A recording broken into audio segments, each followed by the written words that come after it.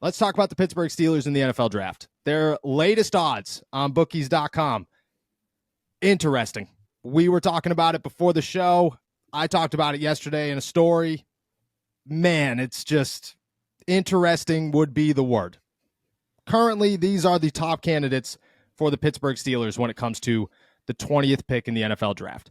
Leading the way is Jackson Powers Johnson at plus 300 odds, followed by Graham Barton at plus 350, Brian Thomas Jr. at plus 450. J.C. Latham is the only offensive tackle to make his way onto this list at plus 500, tied with the Donnie Mitchell at plus 500. And then rounding out the list is, we'll call him offensive lineman.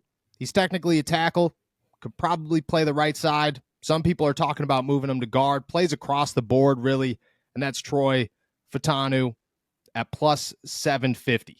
You hear that list, you look at it, everything that you know about the Pittsburgh Steelers, everything you know about their recruiting trail to this point, which has, definitely identified some direction of where they're headed come April 25th. Your thoughts on the top, 6 names that they have listed for the 20th pick?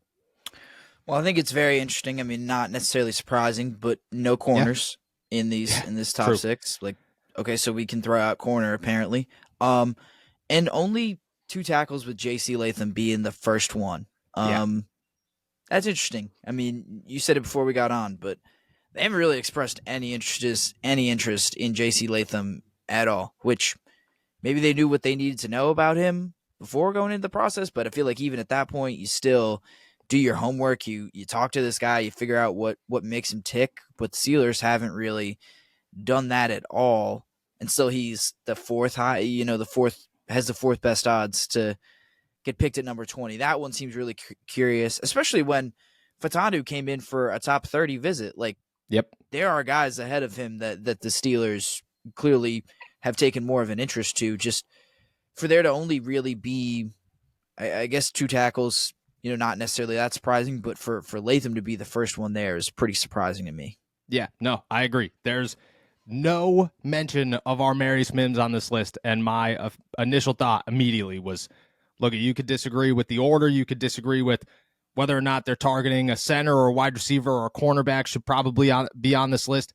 The biggest question mark for me is, why is Armarius Mims not on here at all? And why is he not the first tackle that is named? And then on top of that, why is Fuaga not on this list either? Why are the 2 guys that the Steelers have shown probably the most interest in not named as potential targets at number 20? It just doesn't seem to make any sense. And then you dive into the list and you look at Jackson Powers Johnson ahead of Graham Barton and ahead of all these guys. You could go back to it with the J.C. Latham thing. They didn't take J.C. Latham out to dinner before his pro day. They met with them at the NFL Combine and then obviously attended Alabama's pro day, but they haven't brought him in for a top 30 visit. Armarius Mims came in for a top 30 visit, went to dinner with them, has connections, obviously, with guys like Broderick Jones, Darnell Washington, and George Pickens, met with them at the NFL Combine. Graham Barton met with them at the NFL Combine. They sent Arthur Smith out to his pro day. Jackson Powers Johnson has not come in for a top 30 visit, has not met with them at the NFL Combine, or did not meet with them at the NFL Combine, and they sent Pat Meyer to go scout him at his pro day out in Oregon. And really, I think that was because he was going to double dip and hit Oregon and then Oregon State with a guy that they're probably more interested in Fuaga. I don't know. It doesn't make sense the way that it's listed at all, really. But to have Jackson Powers Johnson as number 1, maybe am I over exaggerating here? Am I overthinking some stuff? But to me, I don't think Jackson Powers Johnson is very high on the Steelers list.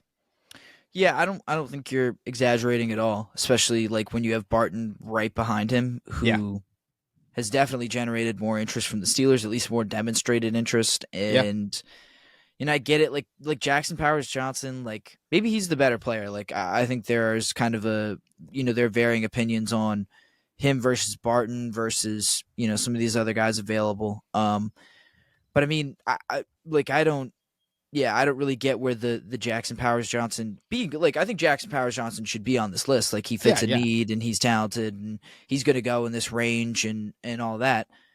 But first, is he the most likely? Like I'm not so sure about that, especially when Barton has kind of gained some more steam recently. I don't really get that. I think it's also interesting because I don't think any of these guys like if you're projecting any of these guys to go before like these 6 guys on this list, if you're thinking they're going before 20, it's not much before 20. It's like No. one or two picks. Like Yeah. they're not even projecting I guess not a reach, but like they really don't think anyone's going to fall to the Steelers, I think is my read on this. Yeah. No, I agree. Here's what I want to talk about next. Size matters. We all know it, and it's important to remember it in times of need. I recently went to a small law firm in hopes of getting the compensation I felt I deserved. I didn't, and to this day, I still think about the money that I may have missed out on. I filled out mounds of paperwork, then waited around for what felt like forever, got phone call after phone call telling me what I did not do right in the process, and it was expensive. All to get underwhelming compensation and almost zero satisfaction. Fortunately, if you ever get seriously injured and want to file a claim, you don't have to go through the same hassle I did. Instead, you can make it way easier by finding out if you have a claim in just a few clicks on your phone and working with America's biggest injury law firm with the promise of being for the people. Here comes Morgan & Morgan, today's sponsor. Morgan & Morgan has over 1,000 attorneys working in all 50 states fighting to get their clients the money they deserve. In recent months, they've achieved verdicts for their clients, including one that is worth $26 million. That is 40 times the highest insurance offer. And they're absolutely free unless you win. I got lowballed. Don't make the same mistake I did. Fighting big companies takes a big firm, and with America's biggest injury law firm, you're ready to take on insurance companies of any size. Don't overthink it. You can start your claim in just a few clicks by following the link in our description or by going to www.forthepeople.com/allsteelers. It only takes a few minutes to find out if you have a case, and if you have, it might be worth millions. And I think that's interesting because names like Mims might fall past the Steelers. And, at one point, Jackson Powers Johnson was viewed as like a guy who could go a lot higher. Same with names like, Brian Thomas is on this list. And at one point, people were talking about him as like the third or fourth wide receiver coming off the board. And that would have been well before the Pittsburgh Steelers. So I agree. I don't think there's like much fall here. There's not like if this guy's here, then it is, which maybe I guess helps the list of being, hey, these are realistic options. But I don't know. You also bring up an interesting point on the cornerbacks. There's no cornerbacks here. I don't know. I mean, yeah. Right? Go ahead.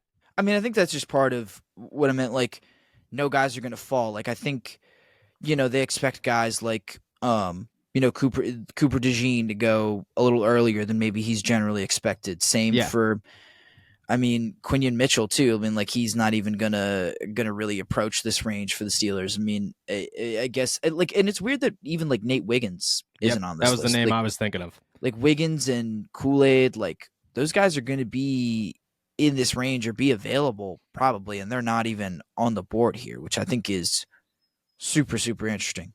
Just like. Yep. Is it just because like they think the Steelers are set at corner? Like I don't think that should really be the logic either. I mean, the Steelers definitely need a corner, and the idea that it wouldn't even be on the board, like 2 wide receivers and no corners is, I don't know. I don't really know about that. That doesn't seem right to me. Yeah, no, look, I agree. And I think the order of the wide receivers is very interesting because at least they brought Mitchell in for a top 30 visit. At least they've shown some interest in that guy. And Brian Thomas, they've been very quiet on. Like, it's just like he popped up. Somebody named him to the Steelers at one point, and then it was just, that was it. We're just rolling with Brian Thomas as the guy. But they haven't shown much interest in that. They've shown more interest in the corners. And, I mean, they brought Nate Wiggins in for a visit. They went to his pro day. They took Terrion Arnold and Kool-Aid McKinstry out to dinner at Alabama's pro day. I mean, Quinion Mitchell's been a guy that they love. Obviously, Cooper DeJean tested like a freak, but you're probably right. Neither of those guys are going to fall to the Steelers. I just think, like, if I had to guess, if somebody said, are the Steelers going to draft a corner or a wide receiver, my guess would be a cornerback before a wide receiver in the first round. later in the draft, I have no idea how that's going to fall. But in round one, I think that the Steelers would be a lot more interested in a top corner than they would a guy like Brian Thomas. Maybe not Mitchell, because they've shown interest in Mitchell, but I'm surprised that nobody. And the craziest part is, like, Vegas knows. You know, these guys, they always have a handle on things. So what it says is interesting, but to not have a corner, I mean, maybe I'm wrong, but I would say corner is going to go in round one before the Steelers choose a wide receiver. Right, and I think you make a good point about the ordering of the receivers. Like, Yeah. Brian Thomas, there has really been not even smoke at all. Nope. And it like kind of makes sense. I mean, I don't think Brian Thomas like he's a really good player, but like if you're picking between the two of these receivers, like Mitchell's the guy with a little bit more speed, like a little more twitch. Like Thomas is basically George Pickens, if I understand it correctly. Like, which cool, but like, do you want a second version of that, or do you want something a little bit different to bring your like? This feels more like just playing the odds, or like looking at a big board versus actually looking at what the Steelers need and what they might actually do. I don't feel like this follows the Steelers' tendencies or their pattern of behavior, what they've kind of been doing this offseason. It's just kind of, okay, well, let's look at this big board. Who's going to be available at 20? Here are the guys that maybe the Steelers could look at. But it seems more like it's about, you know, just where guys are going to fall versus what the Steelers actually need. Yeah, I agree. And again, maybe they know more than we do when it comes to where guys are going to be, and maybe we're kind of overhyping some dudes.